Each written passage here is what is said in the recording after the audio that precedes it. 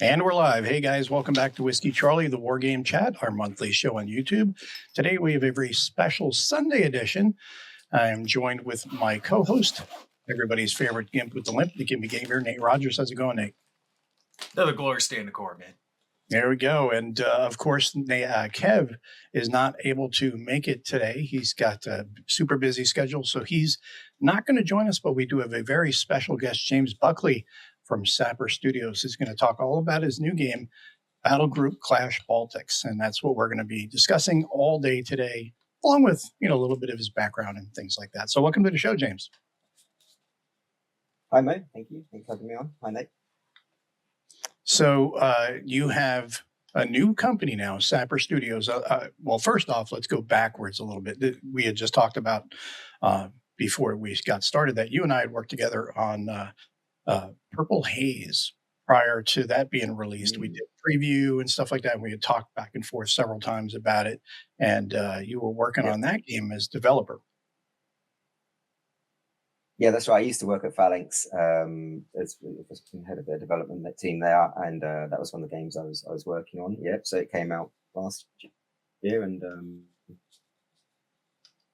how was that? How was that experience? I was happy with how it turned out in the end.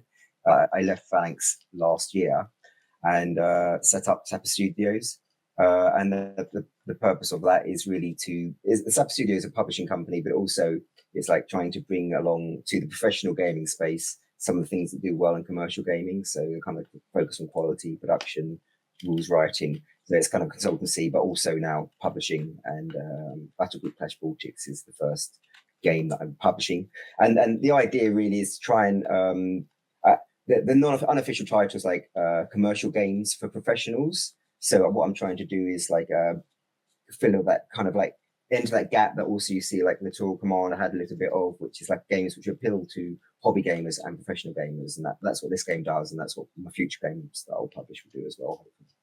So that's all you're going to concentrate on, is kind of bridging that gap between PME and hobby gaming?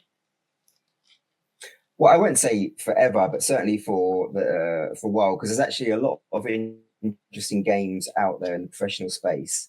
And I've got a few that are in the pipeline as well. And I think actually they could be made with some work, but not lots of work, into really interesting commercial games, which is what happened with Battlegroup Clash Baltics as well. So I think there's quite a good market there for that.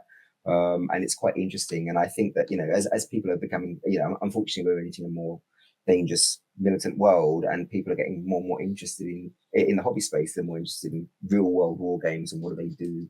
And it's not just another Pickett's charge, it's actually what they can see on the news. So I think there's a market there, speaking commercially, but it's also what I'm interested in. Yeah, no, I agree. And the more people get interested between, we've talked about how offline we were talking about the popularity of the hypothetical World War III, the NATO versus Warsaw Pact, which I'm a huge fan of, and that's really taken off considerably in the last 5-6 years. It's really become its own little industry almost, and it's grown legs, and it's really expanded. Yeah. Now we're seeing similar with modern stuff. It's starting to go in that same direction. So I think you're getting in on the ground floor, which is fantastic. And if that's your main goal, is going to be driving that way, at least for the near future, that's a really great and interesting way of going about things as a publisher, because, as you said, there are a lot of games out there that could be converted into the commercial space pretty easy. Well, yeah, exactly. I think from what we've seen in the news that a lot of war game publishers are having their work cut out for them, because they're having to kind of rethink what they used to put out. I mean, it used to be the Reds were the big boogeyman, right? And they anticipated, huge battles and that they would achieve all this success. And as we've seen with Ukraine, that's just not the case, right? And they're not the huge powerhouse that they were being made out to be. And these war games are having to be reworked with a more realistic look at them. Yeah, exactly. And something that's really interesting in the professional space now, which we'll try and explore more of as well, is like the whole concept of multi-domain.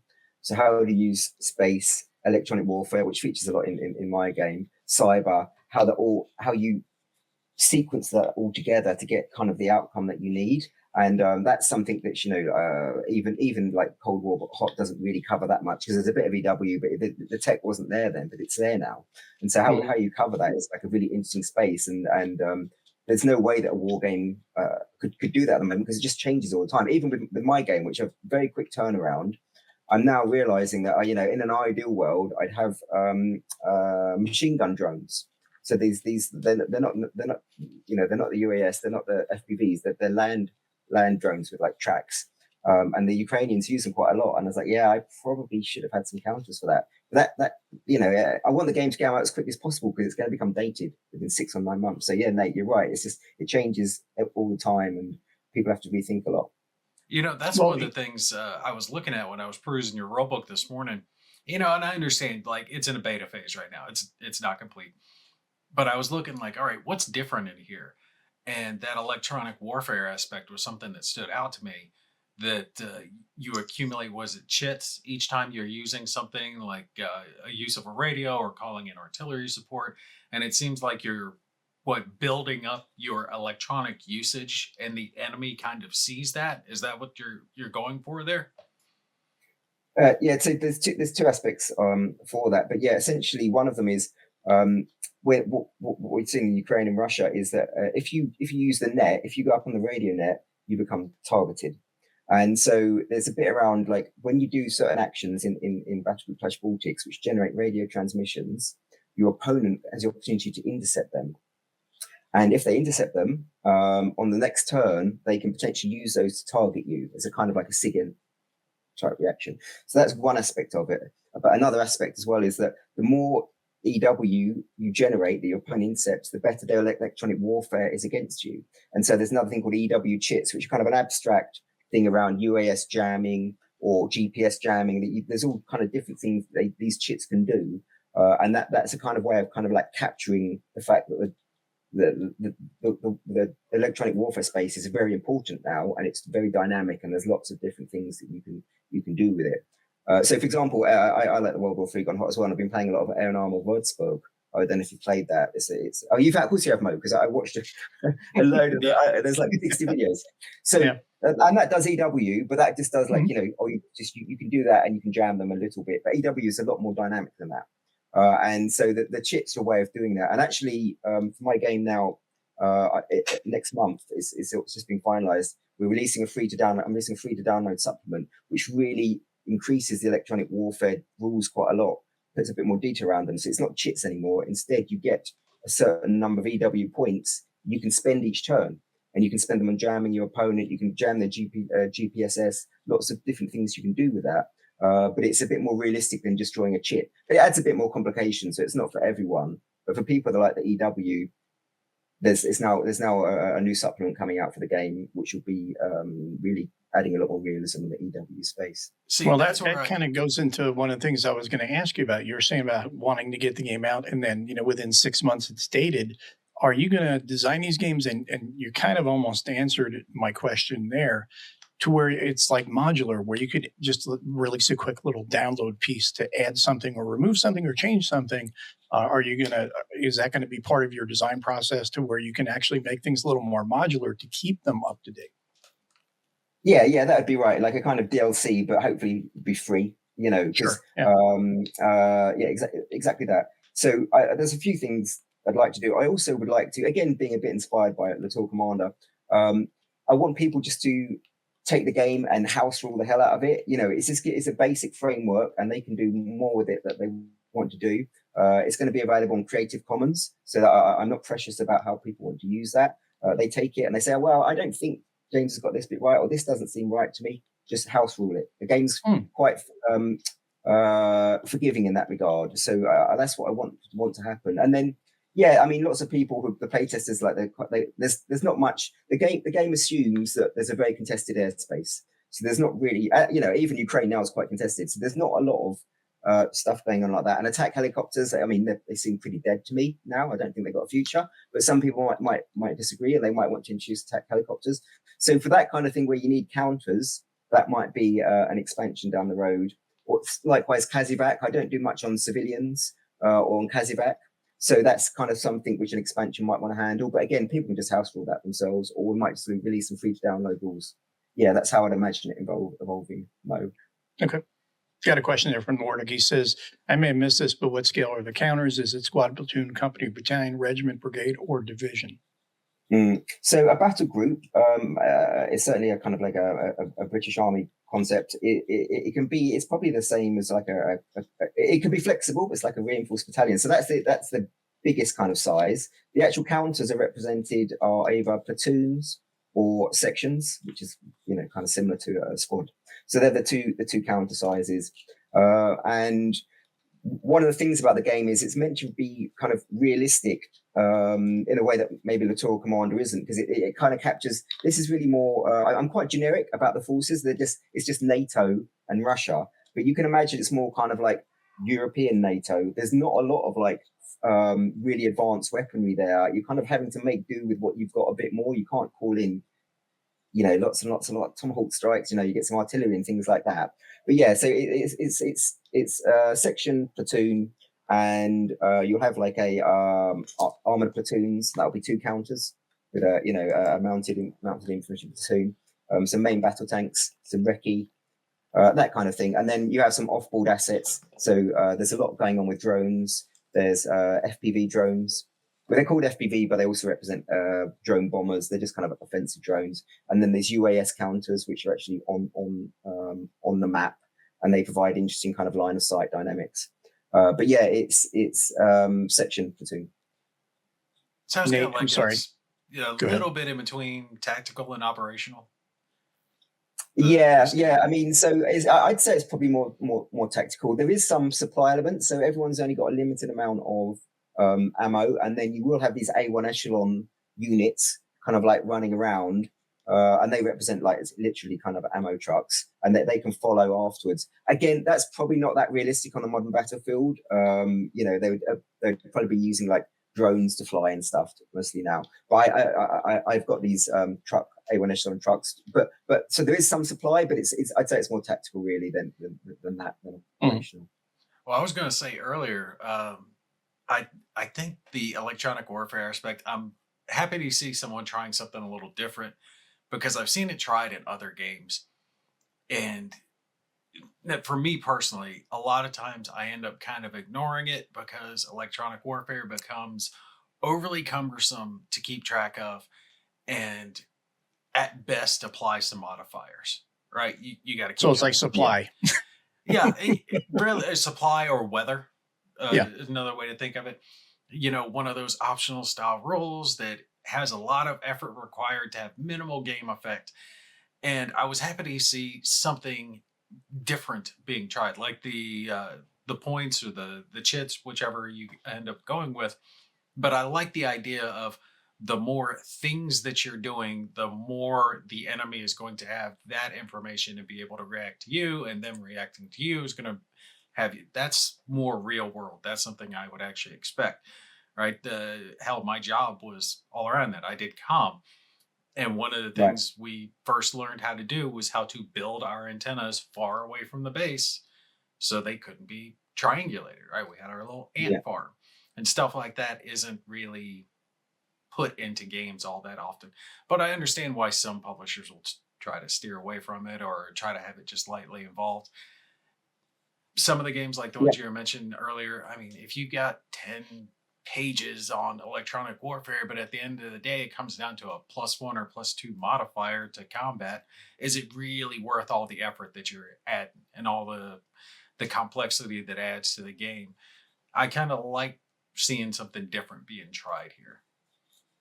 And so this game is it's a commercial game, but it is meant to be intended for military education as well. Not necessarily just for army people, but also for individuals that have nothing to do with the armed forces who are just, they want it to know for educational purposes. And in that regard, like just adding a DRM plus or -1 from the electronic warfare perspective isn't so interesting. So the learning point there, if you do that, is that if you create transmissions, there's consequences, and that's a learning point that people should be aware of. But then it's also realizing, like when I talked about the more advanced supplement, in that you'll have to decide if I look at the map, I look at what I need to achieve. Do I want to focus all my efforts on defensive EWs? Do I want to try and stop my enemy jamming my GPS? Because I need to get to this place. And if they jam my GPS, I can only move a certain amount of distance. Do I want to do that? Or do I also want to save some points for one big push where I blind all of their drones, and then I can do one big attack, which is how, like, what happened in Ukraine. They will choose a particular, half an hour, and they'll just blanket the EW space, and then they'll blind themselves, but they don't care. They will just want to attack. So that's kind of like the decision points I want to try and bring into the game from an educational perspective. But it doesn't have to be that complicated. But it has to have kind of a decision point and a consequence, rather than just +1, -1. Like a reason. You limit movement for the enemy by jamming their GPS. Is that what you were saying happened? Yep. Interesting. I just briefly went over the rules this morning. I didn't dig deep, so I might have missed that part. No, that's an advanced. That's an advanced rule supplement. Yeah. So in the basic in this rule, if you can draw a chit in the standard rules, which you've probably looked at, and that chit will be, it's called GNSS jamming. But what that means is you can only move 75% of your normal distance, and so it just represents that. But in the advanced rules, it reduces you to line of sight, and line of sight in a city is reduced in the game. It's only 250 meters line of sight in a city. But you can imagine that if you're like driving down through a city you're not familiar with, and suddenly your GPS is jammed, and what are you going to do? You're stuck because you don't know where to go, right? Maybe they've got maps, maybe they haven't, physical maps. So that's what that's trying to capture. And so if I know my enemy has to kind of be somewhere within 2 hours, and my objective is to stop them, I want to jam their GNS. That's probably one of the things I want to focus on doing. Well, see, that's the thing about technology, though, that's beautiful. It's double-edged sword, is which the game's going to show is, it's easier to use a GPS and just have it tell you where to go. But, I still firmly believe that, it's great to have digital, and it does expedite things, but it also makes you vulnerable, as the game will show, as we know, from all these transmissions out there and things like that. Everything in cyberspace is now hackable. That's why you really need to train digitally and analog, and you need to be able to do your analog just as good as your digital, because in a situation like this, GPS is jammed, you can't move. Well, why can you not move? You should be able to switch to analog yourself as a force commander and be able to successfully deploy your troops where you need to. That's exactly one of the things what I was going to say. Yeah. I I know you did it back when you were in. They were still doing it when I was in, teaching land navigation. Yep. Right? Oh, yeah. And we had to learn how to use the compass, shoot an azimuth, and be able to plot to different points in that big ass area of woods. And hell, if I, as a dumb private, could learn how to do it, if Mo can learn how to do it, anybody can learn how to do it. Anybody can learn how to do it. Yeah. I mean, it's not that hard, but you are correct. There's still workarounds away from GPS. Basic land nav is not that hard, right? Mm-hmm. And well, I mean, it's just like, it's not really related, but it kind of does make the same point. Like in the Marine Corps now, they shoot, the qualifications is done with glass. They do it with their optics. No, you should be doing on iron sights, because your optics are there. But what happens if they get destroyed or broken or whatever? You need to be able to shoot analog. You need to be able to shoot with just iron sights. You need to be able to apply the basics of rifle marksmanship, just like you need to be able to apply the basics of land navigation in a situation like James the Game will show, where your GPS gets jammed. Well, how are you going to be able to get and continue on your mission if you cannot direct yourself there through analog means? Just our forces do that, though, right? So U.S. forces teach this stuff. Hopefully, they're still doing that. Are other forces doing it? Are European forces doing it? Are Soviet, Russian? James would be able to answer that one. I don't think the Russians are invested in that. No, I'm not sure the Russians would. So the challenge is, though, is access to maps as well. And do you have what level of detail mapping can you get in a certain area? So that is a challenge as well. But yeah, I agree. One hopes that they do that. But in the heat of the moment, I don't know. I think people just default to GNSS. Everybody's so used to digital. That's the premise. Yeah, I think so. Danny has a question here for you. As game producer, why did you go with pre-rounded counters? Does the price of the game production go up because of pre-rounded counters?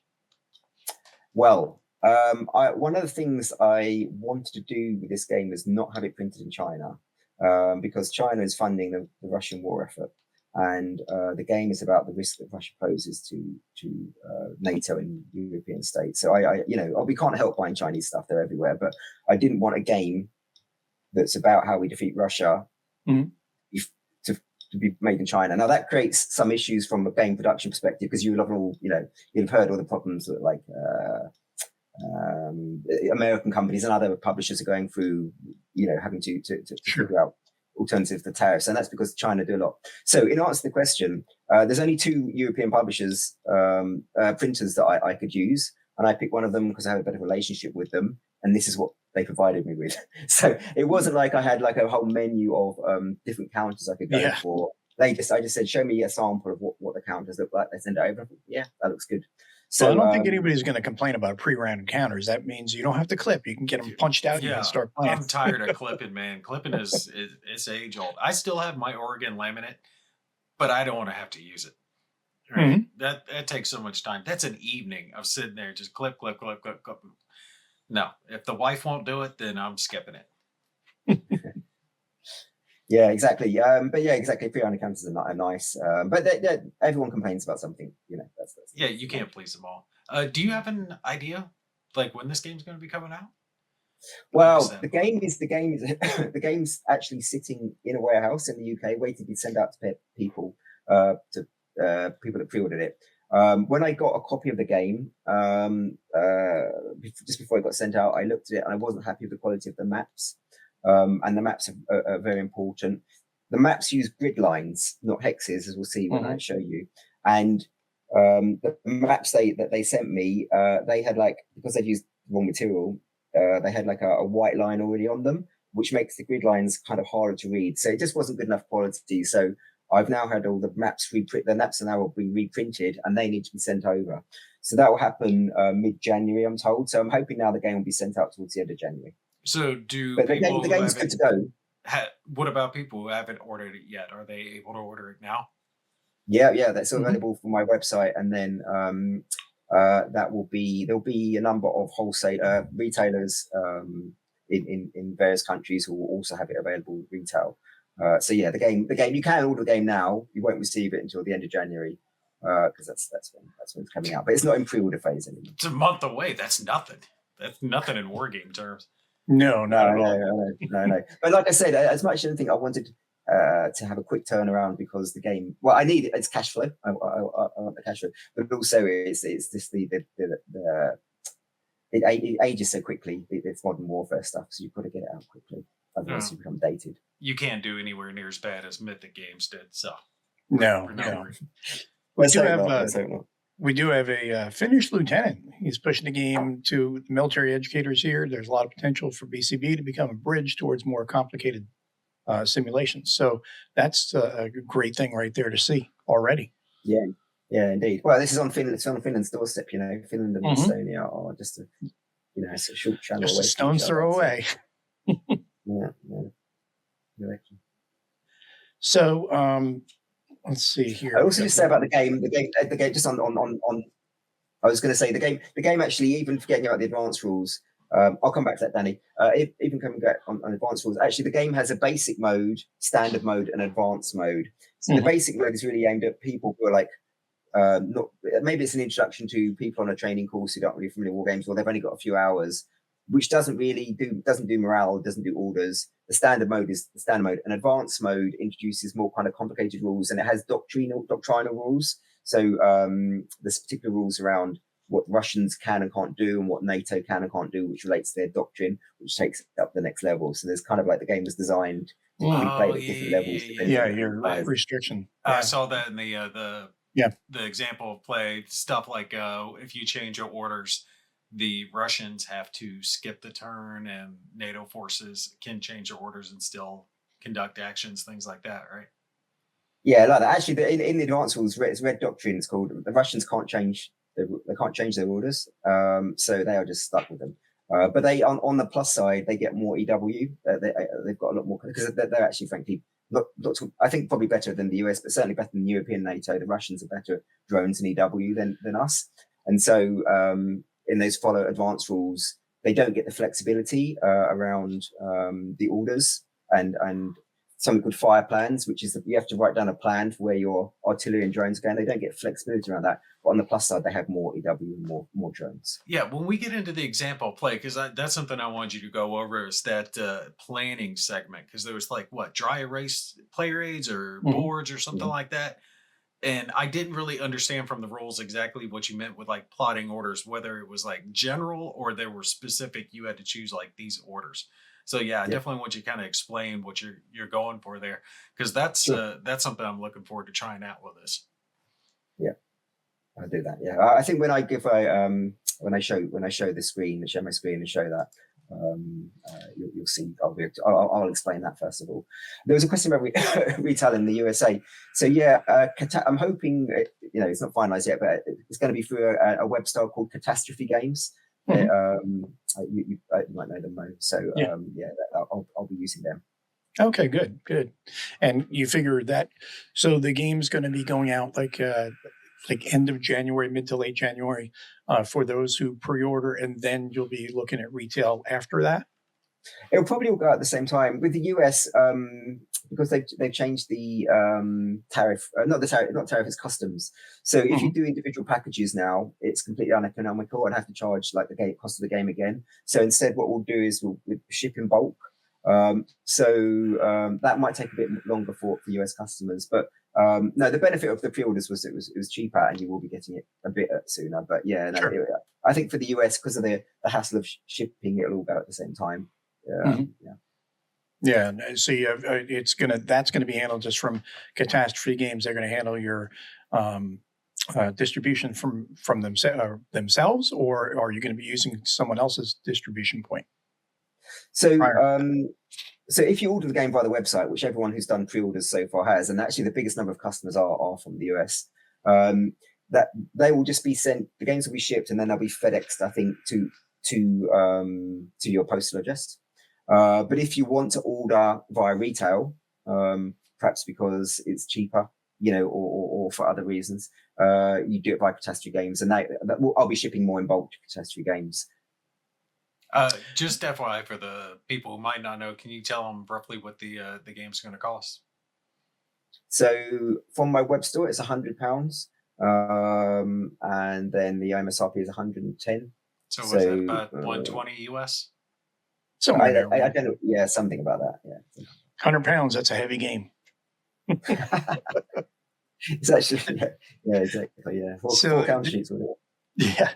Now, this is a question from Danny. That's a good one that will kind of actually allow you to talk a little bit more about the game itself. Like, how hard was it to get the OOB for the Russians? But the orders of battle are not hard and fast in this game.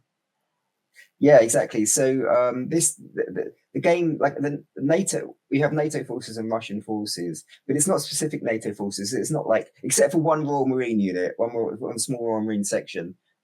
There's no it's kind of generic NATO and generic Russia. So the game has its heritage in a game I helped design for the British Army called Battlegroup War Game System. And so some of the kind of like the firepower stats are drawn from that, but they've been tweaked a little bit. And that has kind of like a bit more validation in operational analysis. But it's a bit removed from that now. So the game is not trying to be a simulation, and it's not trying to say this is exactly what these forces. This is how the Russia would attack in terms of which regiment or things like that. It's not actually that interested in that. And in terms of like the specifics of the T-72 versus a Leopard, and who's got what stats and who's got slightly longer range, it's not actually interested in that either. The game's interest is around how you write your orders. How you do your preparation work for your orders, what that means for how you actually plan and do things going ahead, how you actually look at a real world map. We'll talk about the maps in a minute, not just a hex and counter map, and how you handle electronic warfare and drones on the modern battle. That's the kind of three key things that the game's really interested in. So I like with board game philosophy, my board game design philosophy is not to like try and do everything, to pick on a few things that you really want to drill down on. So in terms of the Russian order of battle, well, I just take from Battle War Game System what is the kind of like we think are the base stats to assign a BMP or a Russian foot platoon, and then I did a force design based on what typically is within a motorized infantry battalion or something like that in Russia, but I don't get to the next level because that's not the focus of the game. Okay, so in essence, this kind of reminds me. This is like a game version about BAMSIS, if you remember that one, Nate. No, nothing.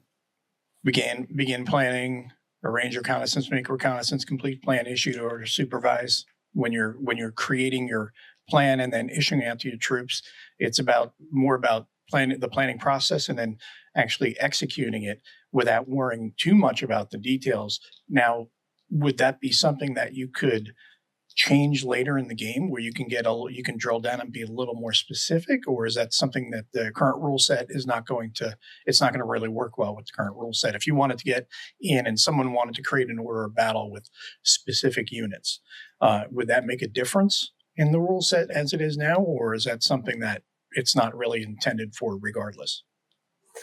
Well, you can totally do that. So the Battlegroup wargame system, which was the predecessor to that, or the predecessor, it was like it's the professional version this game is based on.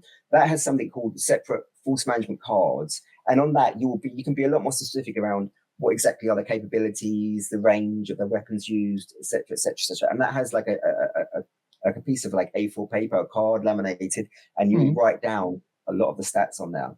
And then that game does not have any stats on the counters, so you'll just look at the unit name and you'll cross-reference it, and that can get down to quite a level of detail around what Estonian forces got versus what the British got versus what Italians got, which is what does this Russian district have or that Russian district's forces have. You can do that, and there's nothing to stop you doing that with this game. You would just ignore the combat gems on there. That's totally fine if you want. There's nothing in the game that stops you doing that. But for as it's a commercial game, I didn't want, and having played the professional game a lot, you spend quite a lot of time looking at the counter, then cross-referencing and going back again. Yeah. You've forgotten something, and it interferes with playability and streamlining of the game. So I wanted more information on the counters, which does limit what the counters can do. Yeah, because there's a difference when it comes to NATO forces. There's a difference between NATO forces that are British versus German and the type of equipment they're going to be using.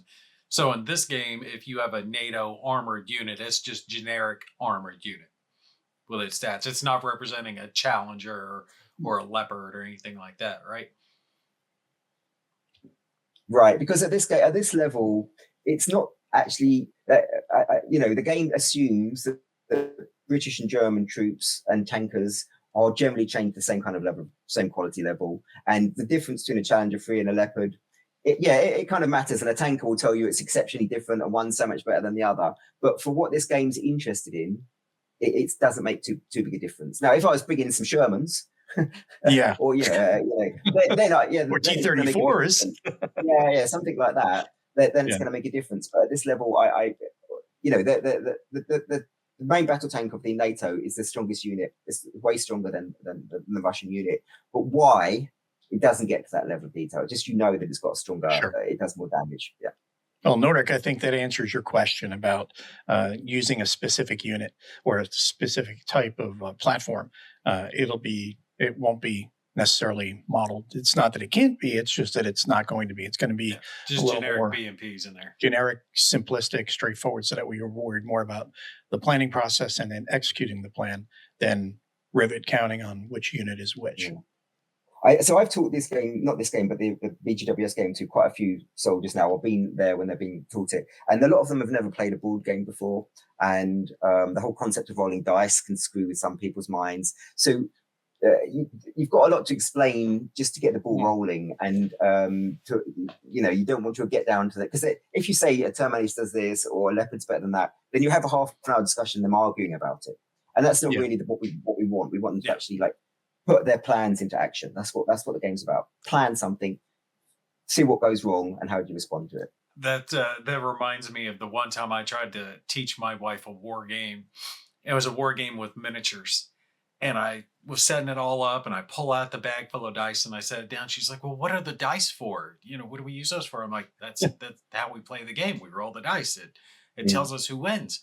And I'm like, what did you think we did? And she's like, I thought we just lined them up like toy soldiers and went pew pew pew. I got you. That's not how this works, baby. There's an actual game involved with this. That's what the huge rule book is for. Yeah, exactly. Yeah, the causal friction. We have to kind of like explain, friction is part of war, and that's what you're trying to capture with guys. Which is one of the obstacles that some people have, especially the Euro gamers have when it comes to playing a war game, is they don't like it. A lot of them don't like war games because of the dice, because it allows chance. And they want the deterministic outcome, the puzzle where I can figure out this and this makes this happen, rather than this is what I've got, this is what you've got, this is my best course of action to attack you, and then we're going to roll dice to see if it actually works or not, because that's how real combat is. It's chaotic, and you can make things, you can try to mitigate issues, but in the end, it's still going to come down to some chance. Because things can happen. Maybe weapons jam, or you run out of ammo, or somebody is able to sneak up on somebody on a flank or whatever, things like that. So that's the easiest way to do that is with dice. Exactly. And so a lot, because when we're training, some people they're like, oh well, no, javelins never miss. There's a kind of view that javelin will never miss. Oh yes, they do. Yeah, they do. But on if you believe like the sales brochure, and on like test Salisbury Plain or the US equivalent, that they probably rarely miss, but the reality is that they do. And so just trying to get that consequence, well, they do. And it's if you look at the CRT for the javelin, it doesn't often miss, but sometimes it's more effective than others. And that doesn't make sense. Why either hits or it doesn't. So just trying to get along that, and for a non-gamer to try and understand some of the abstraction that has to happen with a dice-based, turn-based game takes a little while anyway. So the game probably doesn't. They need to overwhelm them with, why a +1 for this particular caliber of shell. I don't, you don't need to go down there. It's going to confuse people too much. Yeah, it's just like with tanks. Everyone thinks, oh, I got an ATGM, I'm always going to win. Well, no, not exactly, because you're going to fire from a greater distance and you're going to get that round down range, but you got to hold it on target. And that tank sees a missile coming in from a certain area. Number one, it's going to react. It's going to start zigzagging, making it harder for you to get. It's going to pop smoke. It's going to fire around in your direction, which might make you duck, and you put that round in the ground. So there are definitely different things at place, and that happen, and you have to abstract that into a game and make it easier just in the die roll, like you were saying. And we got a question here from Danny, which would be a good segue into one of the things that you wanted to do today, which was show a demo of the game. And it says, I see on your site you have a tabletop simulator mod for the first scenario. Are you planning to release the rest of them? I guess I could. Yeah, sure, I will do.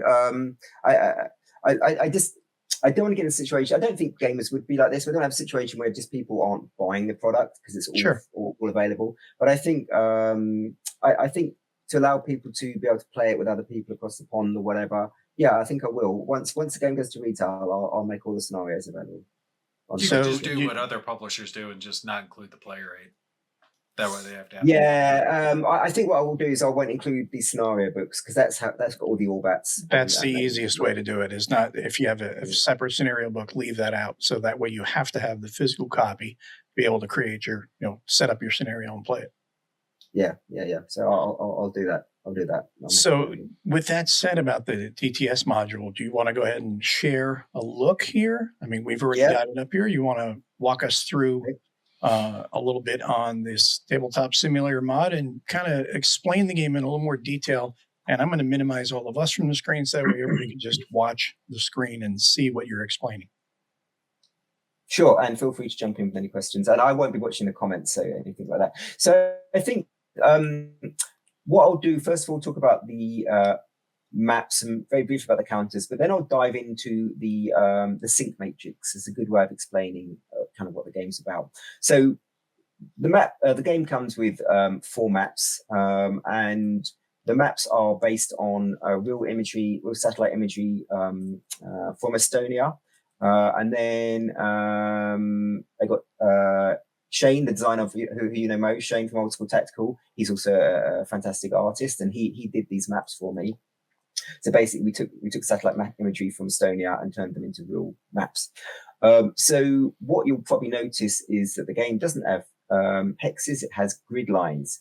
And the original game, Battlegroup Wargame System for the British Army, uses real maps with grid lines, and that's what this game does as well, because that's what army planners and army trainers will be using. They won't be using hex-based maps. So I wanted to use real-world maps. And one of the key important parts of the game is being able to map read, and that includes being able to read grid lines. So E23, N20, this square here. So that's the key feature of the game. And then you have real world terrain, but there's border lines around it to show if it's kind of light woods or heavy woods or dense terrain or light terrain. So there's the maps. The counters are fairly standard for hex encounter games with combat strengths and assault strengths and resilience values. We don't need to worry too much about those. This is on TTS. It looks like this. In reality, it will look nicer. You have these anti-tank guided missiles, have some NLAWs and javelins flying around. But the counters are fairly standard for hex encounter games. So I'll talk about the sync matrix. So the game has got kind of 3 phases. You have a preparation phase, and then a command and execution phase. The preparation phase only happens once in the game, and each side, NATO and Russia, has a separate scenario book, and you'll agree on the scenario that you want to play. And broadly, the books are the same for both sides, but you don't actually know what the opposing side has got on their ORBAT or what their objectives are. So you don't. If you're setting up, you wouldn't look at what the opponent has got.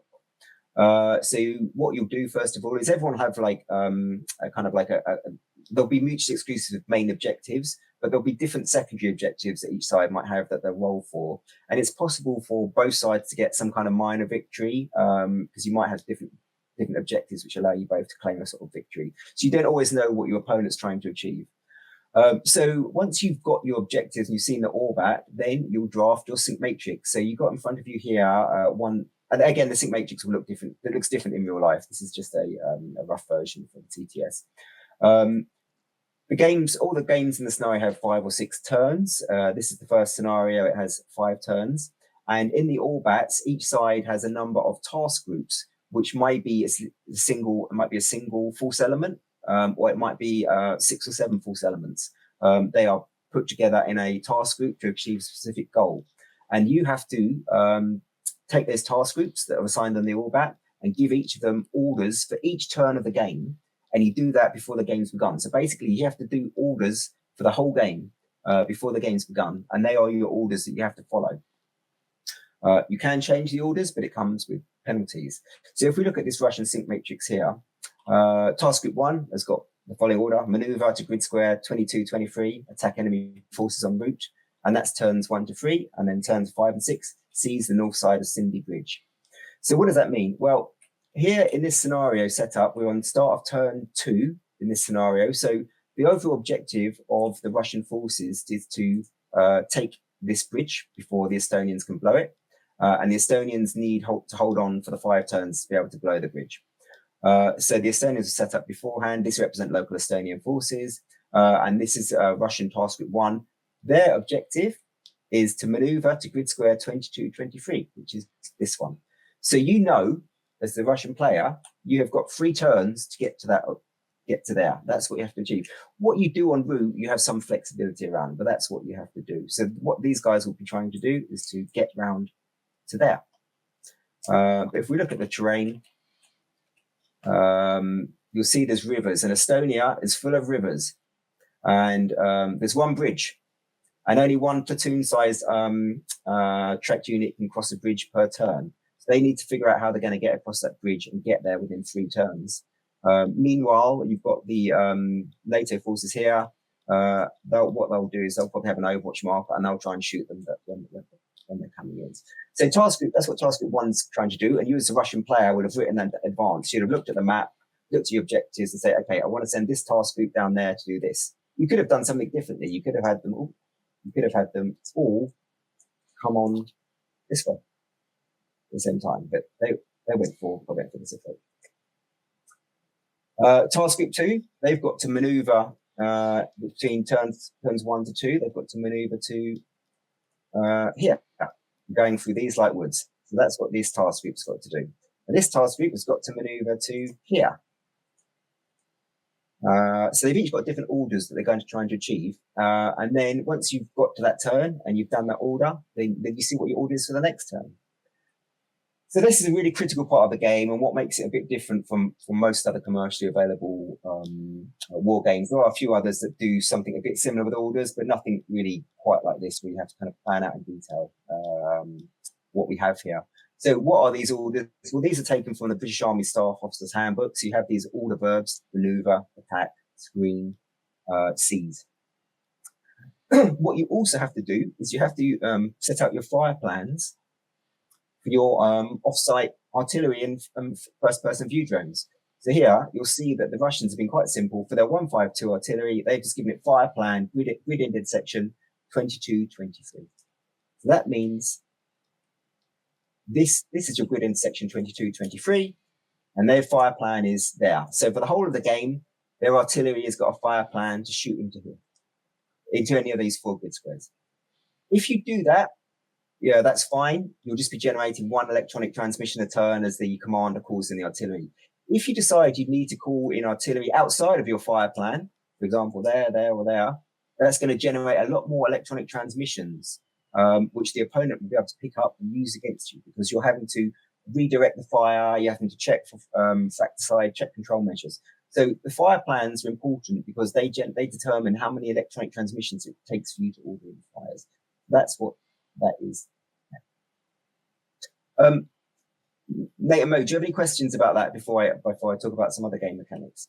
No, not me. Nate, do you have anything? And we'll see if anybody from the audience has anything. No, not right now. Okay, cool. So what happens if something goes wrong? Well, if something goes wrong, you might not be able to complete your order. Then you can still try and carry on with your orders, or you can try and give them new orders. If you give them new orders, that means that they can't do anything on the turn they get the new orders, because they're processing it, and it generates electronic transmissions. So new orders are not something you want to be doing lightly, but sometimes you have to issue new orders because the plans go awry. So in terms of what does that mean? What are the consequences? Well, the game doesn't have, what does it mean to not follow an order? It's not the spirit of the game to be checking line for line if your opponent's following their sync matrix. It's just you are meant to do that, and it's up to you to interpret what that means. So some people who are hobby gamers might find that a bit strange, but that's kind of how it works in reality. And so the assumption is that, well, you want to know how professional war games work and what happens in reality. That's what happens in reality. So you go with that. In the advanced rules, in the advanced rule supplements coming out, we've also got control measures. So, for example, there'll be boundary lines. So a certain task group won't be able to cross a boundary line of another, and that will generate electronic transmissions if you do that. But for the base game, it just assumes that you follow your orders, and if you can't, you have to issue new orders. So I've talked a bit about real quickly here. We do have one question from Lance. He was asking, for solitaire, would there be 4 or 5 plans for one side and dice to see which is used, or are there going to be no solitaire rules added in the initial release? So I did first of all experiment with doing that, but it became quite complicated, and I've just found that actually it's quite easy to forget. I just find it quite easy to forget what you've written down for the other person, or you do one side without orders and one side with orders, and you play the other side just quite basic, and you just keep your side for the orders. But there's not solitaire rules. You can play the game solo, and it plays pretty well if you've got a bad memory like me. Yeah, I think that would be one way of doing it. Plus, also just write your best orders possible for both sides based on the current situation, and then let it unfold. Sounds right up my alley. Brain injury means no memory. Old. I have crappy memory, so when I play two-handed, I have no problems forgetting what the other side did. So electronic warfare. So I've talked quite a lot about generating electronic transmission. So there's certain things that generate electronic transmission. So if you call in artillery or first-person drone strikes, that's going to generate electronic transmissions. And so if I call in let's say the Russians, it's their go. They activate their artillery here. They use one of their fire missions, and they call in artillery in one of these grid squares. That will generate electronic transmission. So what will happen is the NATO side will draw one of these electronic transmission markers. And let's just say the end of the turn's a bit like that. So what will then happen is at the start of the next turn, you reveal how much electronic transmissions you've intercepted of your opponent, because you might draw a dud. There's zeros, ones, and twos. So here, NATO's intercepted 2 electronic transmissions that Russians have generated, and Russia's intercepted 1 from NATO. So we then draw 1 like that. So those go back into there, and that Russia will take those, and they'll go back there, and they'll get put back into the draw pile. So that's the kind of the first thing that happens, and we'll see what we do those in a second. And then you draw electronic warfare chips. So the person that's drawn that generated more electronic, have more electronic, the person that intercepted more of their opponent's electronic transmissions will draw 2 chits, and the other person will just draw 1. So let's kind of see what these chits do. So Intel Insight, you can play that straight away and become the initiative side. Or local jamming. Your enemy UAS cannot draw a line of sight to you. So they're kind of one. You could either you play both of those straight away. Another one, you got your FPV gains additional fire missions, or you can jam your opponent's FPV.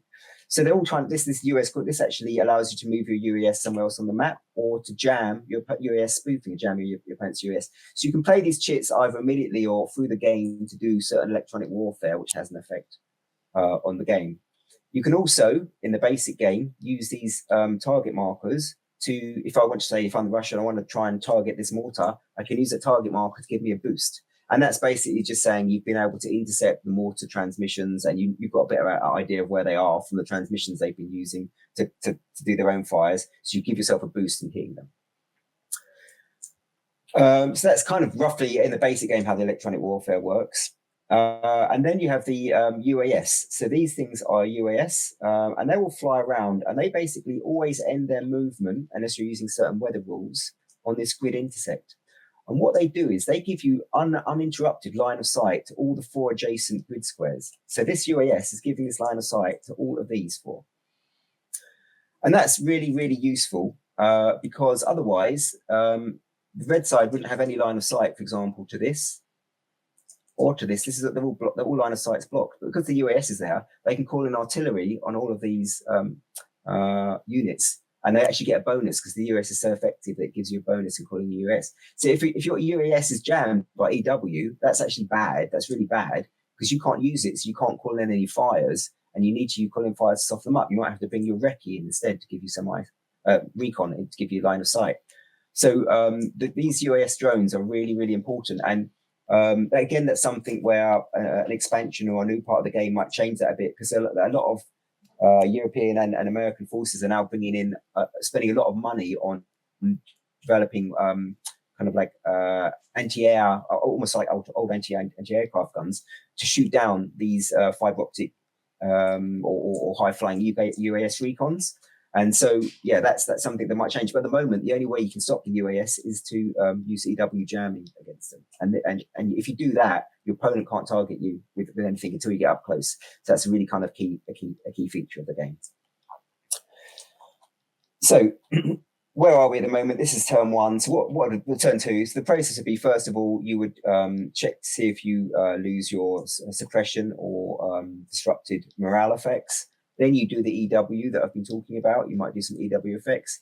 Then you determine initiative, and then you go into the game, and then you take turns activating a task group. So if red has won the initiative, or red has the initiative, the red player can activate any one of these 4 task groups or one of their support assets. And when you activate a task group, you get to activate all the force elements within it. So you have a stack of force elements here. So you would say, okay, I'm going to activate task group 3. I'm going to start moving these guys to here. Boom, boom, boom, boom, boom, boom. But because both of these are on Overwatch, they might interrupt that statement, and shoot a javelin at you. So your opponent can fire outside of their turn if they've given an Overwatch marker to their unit. And then they might Overwatch into them, and that will be resolved. This guy would move. Maybe they can move and fire. Maybe they'll put down some smoke to try and block the opponent's line of sight. They do their action. The opponent does their action backwards and forwards, backwards and forwards, backwards and forwards until either both sides are passed. Let me ask this real quick. I've noticed that you have some of the counters firmly within a square and some are on the lines between 2 squares. Does that matter? I was just going to ask that question. Great minds think alike. Mm-hmm. So does that mean they're in both squares if they're on the line? So yeah, so let's take this example. Let's say this Russian unit were here. Okay, so no, so let's have that example. Let's say this NATO unit is here, right?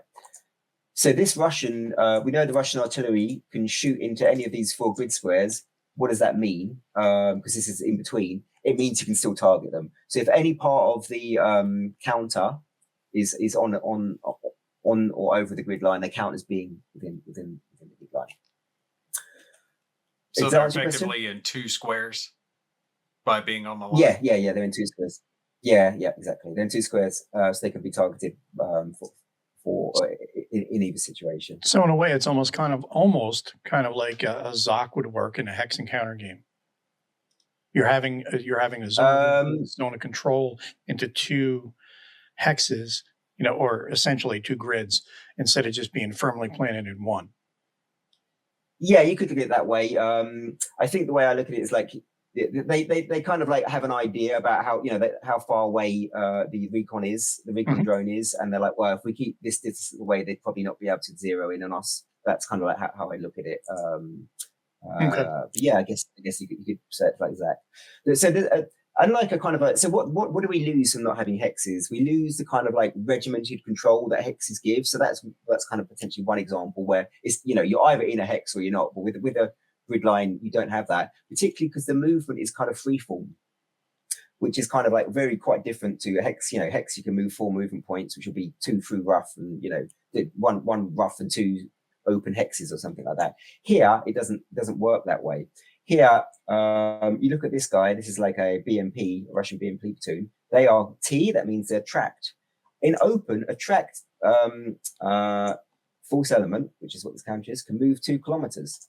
What does that mean? Or 2,000 meters? Well, that's 1,000 meters.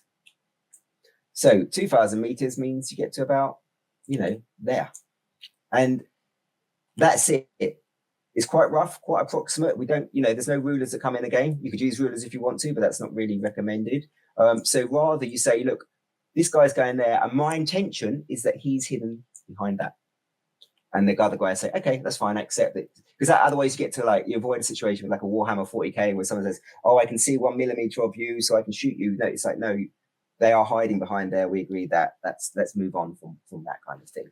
So the reason why I do that is because, again, in the real world, they don't think that, that's the reality. They don't think that way. Also, these counters, which are like 20 millimeters, I don't know what that is in inches, they can represent a platoon of main battle tanks or a small recon team, right? So the idea that this is actually a realistic representation of where they are on the map is inaccurate to me. For me, a unit is anywhere within 250 meters of where the counter is. That's what the game says. So you have to accept that there's quite a lot of approximation around movement and where units are, and otherwise, it's just not realistic to assume that a counter is all those main battle tanks are the same as a recon. It's just not going to work. It doesn't work. Does it work the same way with their range of attack? Yeah. So the range is actually these are old counters, but I haven't updated the TTS. But on the new counters, you'll see under. So this is like the greens are anti-personnel, and the purples they're anti-tank. And if it's got gold, that means they can shoot other tanks and go through reflexive armor. But yeah, so what you have next to that in the new counter design is either a 1, 2, or a 3. And that's the 1,000 meters, 2,000 meters, 3,000 meters. And that is how far you can shoot.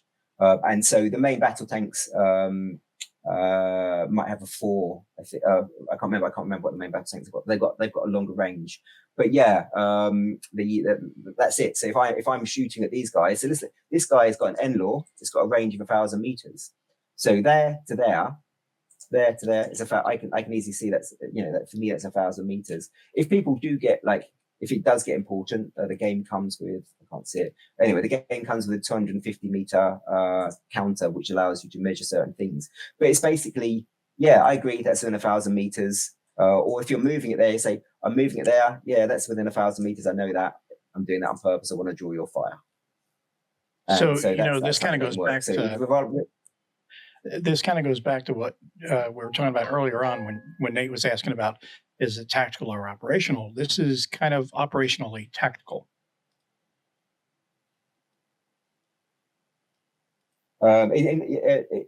That's interesting. So, in what way do you say that? Because I might use that as as a selling point. Well, because I mean, it's tactical because the movement is tactical, but you're not worrying about, okay, I am definitely behind this hill or behind this terrain feature.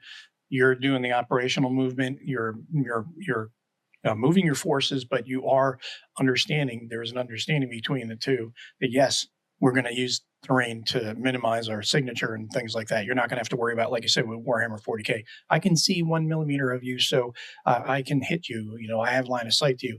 No, I mean you're going to be using the terrain features to mask your movement and things like that, but you're still moving quickly across the field in a tactical fashion. But really, you're worried more about the operational plan itself. Yeah, that makes sense. Yeah, you could exactly. You're not worried about exactly. Also, because the size of we are working for the British Army on a platoon level base one. So the biggest it's just 2 fire teams within a squad. Sure. And that matters a bit more. But even then, in a freeform map, you can't get too much into the detail of minutely moving things here and there. It doesn't work. It's not realistic, frankly. It's easier to say, in reality, my guys are behind that wall, so they're hiding behind that wall. Just remember that, and then move on, rather than positioning it so they're hiding behind that wall, because it's just not realistic. I just don't buy that as being realistic in a game. So I get that you can do it with a hex game, but in a freeform map you can't. So you just have players have to just buy into it and say yes. I know you're behind that wall. I accept that. I think that's going to be either the selling point or the main detraction for this game. I think people are either really going to like that, or they're going to really dislike it because they when they hear that regimented. When they hear the explanation, it's going to make more sense to them, and that's when they'll buy in, I think. And that's one of the keys is we're so used to operational or tactical games, and with tactical, I've got the option of I'm going to hide my guy or my squad behind this building or this wall or this bush or whatever. You're doing that; it's inherent in the game's movement, but you're actually carrying out the operation, and there's tactical movement that's already baked into it, kind of, and that's where I think it's operationally tactical. That's how I was, figuring out in my brain. Yeah. And so the original game BGWS does have this kind of the counters have a concealed side, so they move around kind of concealed and they have to be spotted. The trouble with that is when you introduce really complex, and even a simple line of sight wall that I've got here, and there's no elevation, because fortunately for me Estonia is very flat, because if you add elevation into line of sight, it creates, if you've ever played the last 100 yards or whatever, it creates a lot of like challenges. Old school tactical is a bit simpler in that regard, but I've played a lot of tactical games, and elevation creates lots and lots of issues as well, and you end up having the trouble with all these tactical games is that they represent the shortest amount of time, but they take the longest amount of time to play, and that's fine if you've got people that are really well prepared to spend 3 or 4 hours replaying 2 or 3 minutes. But for the audience that I'm going for, it's not going to work that way. They've got some, again, hobby war gamers do have more time, but there's lots of games out there if you want to get to that level. And I would suggest playing a miniature game. The biggest challenge for tactical at the tactical level is you're translating a 2D space into 3D in your head, and that's the hardest thing. And that's where a lot of points of contention between players can come in a game. And it's like, no, this eliminates that. This just says, this is what's going on. Let's just continue on and fight the battle. Exactly. And what you said is right. It's either it's going to live or die. Not live, but some people totally buy into that and they'll love it, and it'll be like, wow, this is. And some people will be like, oh no, this is no good. It doesn't work for me. That I have to accept this kind of like, you just say it. You could just say what they are, and that's this kind of role play. Some people won't get it at all. But funnily enough, the army people do get it. You'd think they'd be more precise about it. But I know it's just a counter. It can't represent everything. Well, I think it's going to come down to those players that can think outside the box and just accept what is. And some people aren't going to be able to do that, and they want a hard line, regimented rule Yeah. for every situation. And And this might they'll wind up being either the game for them. they'll either need to adapt or just not play. It's really simple. I think what they need to do at that point is just, you know what, try the game out and see for yourself. And then when you go, oh yeah, this totally makes sense. Then you go, okay, well you were fighting earlier over this, and now you're playing it and you're enjoying it. So this is why you don't go in with preconceived notions. Yeah. Yeah, exactly. And I mean, maybe, yeah, like you say, hopefully we might be able to play through, but there's a few other playthroughs I've done as well on other kind of channels and things, and which are on my website. So if you watch that, you'll be able to see what it means in reality. And a lot of people go, oh, I thought that was going to be really difficult, but actually I really got it really quickly, and it was fine. I was worried about it, but it worked fine. So I don't think it's going to be an issue, but for some people, you're right, it will be. Well, it'll help once the game releases. You'll have a handful of YouTubers who make some examples of play videos, and that'll help get it some publicity and help people see it.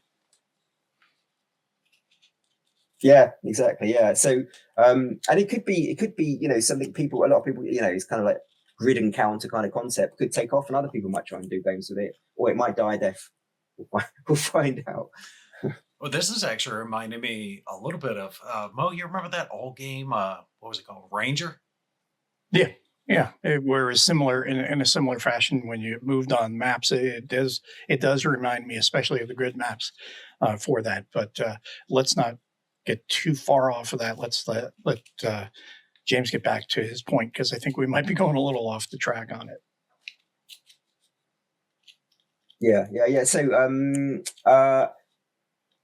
in terms of like, so okay, what can you do then when you're activating your turn? Well, you can do a move, and we talked about movement and how that works. So this guy can move 2,000 meters. Now, if I go partly through a bit of this terrain, through light wooded terrain, that's going to use up some of my movement allowance, so I won't have the full 2,000 meters. So I might actually only be able to move 1,500 meters and have to stop there. And there's some rules around how you work out what that movement is. And then you can move and fire. So if you fire on the move, Russia, because they don't have such good training and internal stabilizers, they get a bigger penalty for moving and firing than NATO. So you might get a -1 or -2 penalty for moving and firing. You can be put on Overwatch. So if you're on Overwatch, that's like in other kind of games, you're able to do reactive fire outside of your turn. You can do assaults, and assaults allow you to attack with a bunch of force elements at once. If you're infantry, you can start digging. So these guys have already done the game with these shell scrapes, but you might move there, and then for your first turn, start digging. And then as another action, next turn, you build shell scrapes, which is basically, I think that might be a British term, but it's basically digging a hole in the ground to try and protect you from overhead fire. If you're infantry in a woods, artillery is bad for you because you get a lot of shrapnel. So you've got to be careful about that. You can remount on your motorized infantry. So the game has the concept of stacks. This is the only kind of hidden information you kind of have in the game where you don't know what's in your opponent's stack. So basically, this is a BMP platoon. We know that. But underneath it, we don't know what's inside of it. Normally, you've got a mounted infantry platoon, and they've got an ATGM with them. But this has also got their tactical HQ, who's embedded in there. And when you're embedded inside a stack, one, they don't know who's there, but two, you're harder to hit. So if a stack gets hit, there's less chance you're going to get hit. So the stack can all move together like that, or they can split apart and assault. So yeah, those kind of things are all kind of like will be quite familiar to people with experience of tactical combat games along the lines of Air and Armour or World at War or these types of games. And then the terrain's obviously very important. You have like light urban terrain, which has got this light line around it.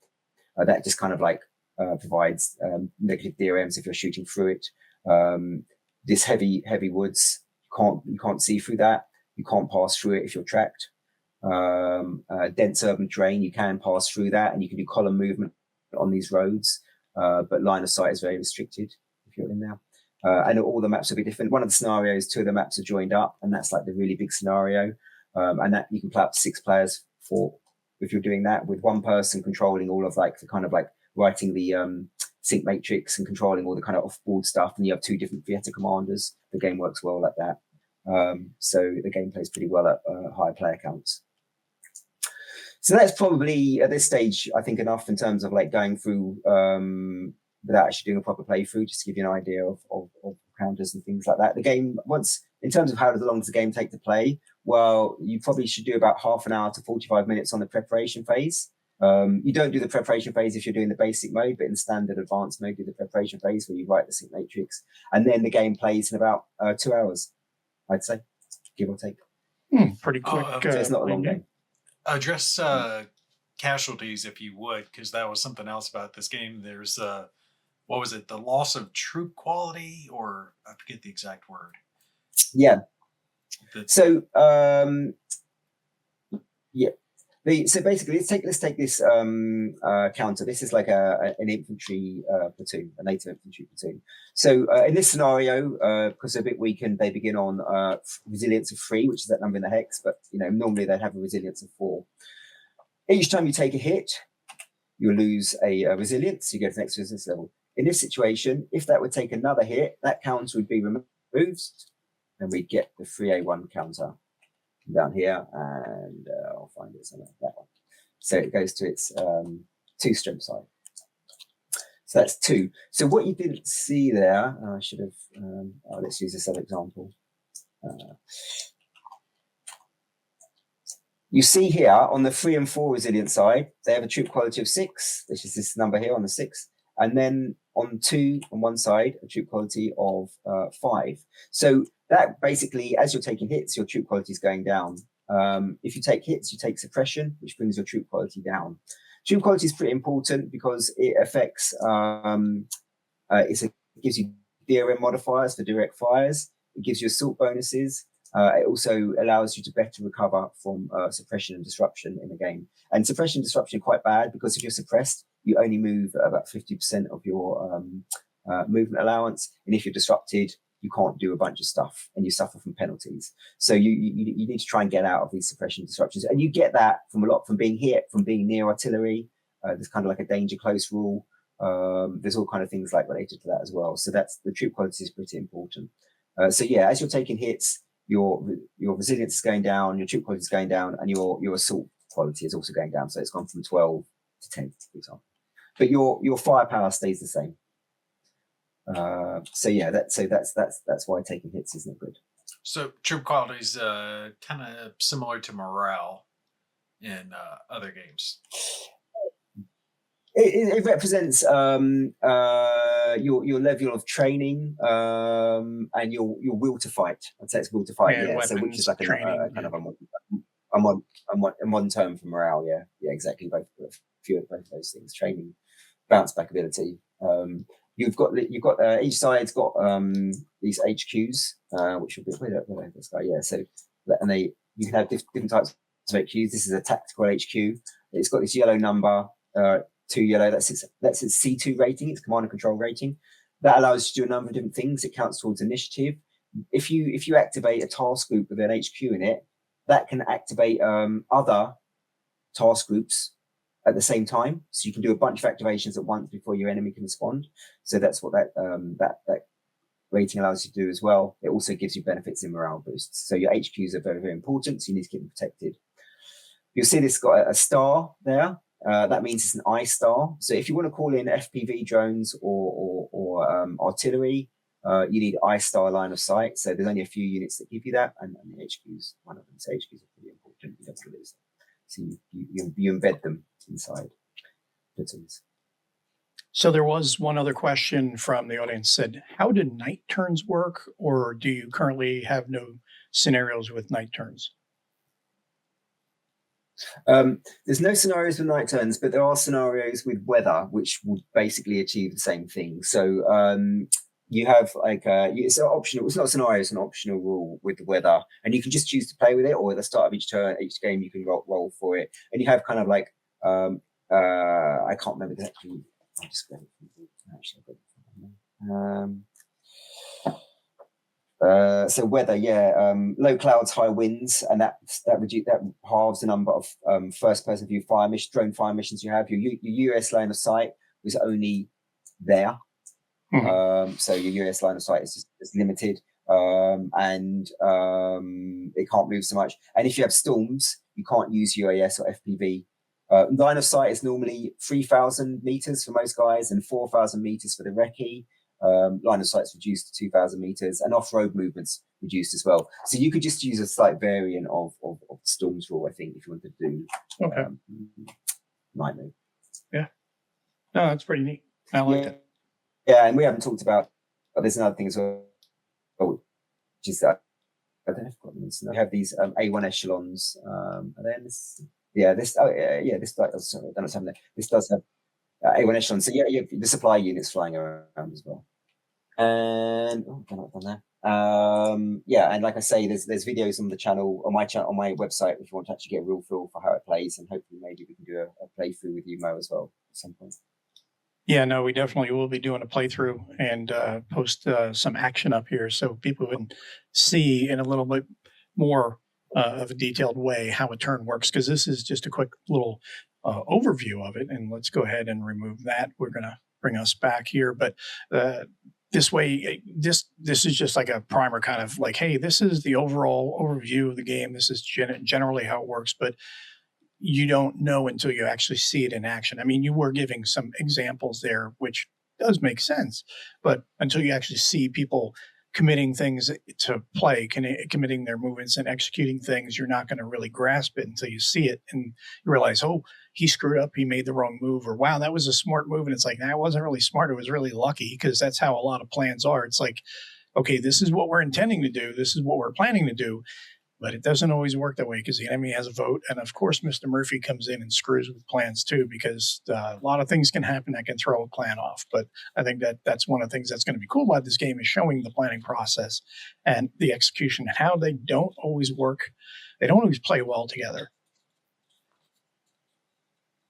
No, yeah. And actually, that's why the British Army commissioned the original game, because they do lots of planning. They'll spend ages planning. The execution's harder to do. And you can't use video games for it all the time because they're really expensive. And, there's problems. Videos that simulations are great, but they have issues as well around discussion and talking points and black boxness. So they wanted to actually do, okay, well, you've got the plan. Let's actually see you execute it against them. And that's what wanted the game. And exactly that. Of all the games we've discussed, this is the one I think probably deserves most an actual playthrough, because it's so different from some of the stuff that we've usually covered. The way that it's played, it's a lot more abstract. There's a lot more that's understood. There's that secret planning phase that comes into it. So yeah, this is one I'd actually like to show off, like how it works, because people, they're so used to combat results tables, hexing. You get 4 movement points. You got to go through this terrain and then you fight. Yeah.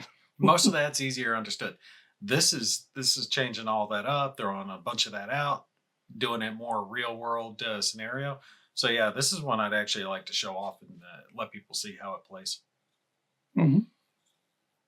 Yeah, we will discuss. Happy to do a demo whenever you want. Yeah, we'll discuss doing a playthrough offline, but we will actually, that's what I was saying to you before, James. It's like I'm going to actually have some time over the next couple of weeks. So during the day, which will be more in line with your schedule, because you're over in the UK. So it's a little different when you're in Texas and the UK, the time difference. That's why we're doing it on a Sunday afternoon. So we'll be able to plan something out during the week, because I'm actually taking some vacation time. So we'll be able to work something out that works with your time schedule. So any last questions from the audience? Any last questions from you, Nate? No, just looking forward to trying it. Like I said, I always like when I see a publisher doing something new, something innovative. We've got so many games out there that they're just kind of reinventing the wheel, doing the same old. And I like to see someone trying something, especially something that's real world, something that's relatable, right? So many of the games out there, they're fictional. It's not really like what actual warfare would be. So something that the military is actually using, translated into a civilian version of it. I'm looking forward to trying that one out. Yeah, definitely. Now, I did a question on the planning phase, because that's going to be one of the biggest challenges and obstacles, I think, for a lot of players, regardless of military or war game experience. I think it's going to be one of the hardest things to do, and I think that's one of the things where you're going to play the first time you're going to play. Everyone's going to want to play solitaire because they're going to want to sit down, draw up their plan, execute it, and say, crap, I totally didn't take this into account when I was planning, or I overplanned or underplanned or whatever. So there are going to be any ways that you're going to be given, aside from examples of play, where you've got maybe kind of pre-canned plans as, or suggested plans, maybe for like a tutorial scenario. This is what we recommend you do, and here's why. And then let people run through a training scenario like that and then learn from there how they can best adjust a plan. Or is it going to be just get in there and learn the hard way, go in there, screw it up and pay the price, and then you'll learn how to adjust from there? So I can share my screen now about this. I don't know if you've got it open, but in scenario one, which actually you can actually download from my website. Scenario ones are freely available. You can download it. So that includes a sync matrix to help players understand how you draft one. So this is like what you'll get in all the scenarios. You get the ORBAT scenario briefing, the commander's intent, where you roll for primary and secondary objectives, some kind of basic setup rules, some scenario specific rules, and then you get this sync matrix. So scenario one has that, and so that you can use that as a basis for seeing what it's like. And the NATO has got one as well. So that would be a way to start. Like I said, in the basic mode, you don't have to do this. You don't do orders in the basic mode. So maybe the first time you play, you just play through without that to get the grips with it, and then you start doing that. And also, as the rulebook makes clear, it's up to you how you do these sync matrices. So you could just have, for task group one, you could just have seize the north side of the bridge, and that's it. And you don't give them anything else. And then task group two is seize Cindy, which is the city nearby, and that's it. And even if you just have that, that's a lot more than most other tactical or operational war games have in terms of planning. So even that's, you're learning something, you're seeing what the consequences are. And then you can build up from there. So yeah, that will be a challenge. And but so it's funny with what playtesters have found is like one of the reasons that the game goes a lot more quickly than people thought it would is because once you've written your orders down, then it releases a lot of pressure. There's not a lot of analysis paralysis. It's because actually, no, I just have to follow my orders. It's quite simple. I know what I do next. I've got to do this because it's written down. So it makes the game flow quite quickly afterwards. And then if it goes wrong, you have to change your orders a bit. But yeah, that makes it go quite quickly. So it will be unusual for people, but they can start off light and then get on to major stuff. And like I say, when you get to the very, very, very advanced rules, there's a whole new sync matrix which is being released, and the advanced rule supplement, and that has got an additional line for the grid line for the boundary lines. Each task group's got because that's the reality. You have control measures, right? Sure. So you can't go outside of control measures because fratricide, and so you've got to stay within your boundary lines, and then that starts getting really, really like quite deep. And then you're like, oh, how do I sequence this movement so that they don't get completely clogged up? But at the start off, you don't have to do it that way. So it's like a learning experience. No, I think that part's really cool. I'm looking forward to that because that's where you really can stumble and trip yourself up quite easily. And that's where you realize that planning is not really a one-person job. It is a staff job. And that's the reason. There's a reason why, because you need to have multiple heads looking at things and thinking of different aspects to be able to create the overall operational plan. So it's not something that you could just sit down and go, okay, here, let me write up my orders.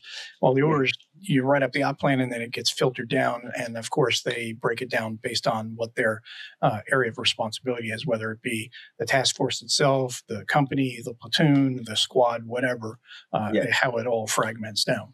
Yeah, people don't realize how easy it is for a blue on blue to actually happen in a real world scenario. We got shot at by the Army more than once, and you would think that wouldn't happen. But even in our scenario where it was Marines and Army, we weren't really communicating with each other.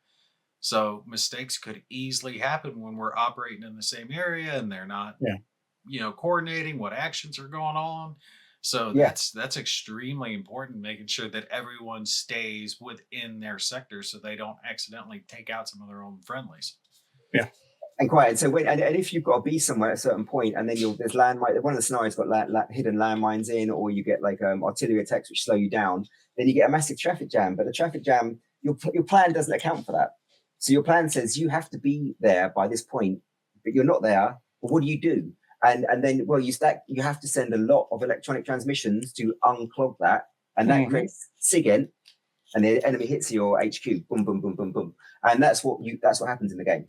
So which is why you want to intercept and you want to throw off their plan by, getting their information from the electronic emissions and things like that to be able to throw off their plan, and then you can screw them up as well as they can screw you up. So that's where I think you can have effects on the Op4 without even necessarily getting engaged with them directly yet, which I think is really cool. Yeah, exactly. And it's about how you structure your force design. It's a force design as well. So do you want a single big task group, right? Because that way everyone's in the same force, and they're not gonna. There's no conflicting going on. But then they can only achieve one goal, and you've got lots of different goals. So it's up to you how you manage that challenge. Yeah, I think it's really cool, and it'll be real interesting to explore this a lot more. And then the idea of having modularity to it, where you can add and subtract things, and players can house rule how things they want to do on their own. I think it's a great little framework that can be really expanded on, and hopefully will be expanded on by the home users, the people who are playing at home. They come up with an idea and you like it, and hey, you know what, we're going to incorporate this in another edition later on or something, or add it into existing rules, things like that. Yep, exactly. Post it on BGG, and then Well, that's about all we have time for today. I wanted to see if anybody had any last questions. We don't have any last questions here from the audience. So Nate, did you have any last questions here? Nope. Just appreciate you coming on, chatting with us. I know it's kind of late. It's what, 10:30 your time now? 9:30. It's 9:30 your time. Hey, I was close. I was within that. Yeah. So James, did you have any last things that you wanted to talk about with your game? No, not at all. You've actually posted we posted the link to sapperstudio.com, which has got which is where you can order the game, and or it should be available in various retailers going forward, probably from February. So yeah, no, thanks. I had nothing else to add. It's been a really great conversation, and I hope you see you guys soon. Yeah, definitely. And really appreciate you taking the time to be with us today. Appreciate the time everybody came in to check out the show as well. Yeah. And, it'll be out there for people to watch. We can put it on VCB page on BGG as well. So that way other people can see it and catch it after the fact. But stay tuned. We will be having some playthroughs here in the next few weeks on the channel. And you'll be able to see the game in a little bit more detail. And then, of course, get your orders in on the Sapper Studios website, and they will be heading out to you at the end of next month. Well, everybody, again, appreciate everybody coming in today, and we will see you on the next episode. Take care, everybody. Have a great weekend. All right.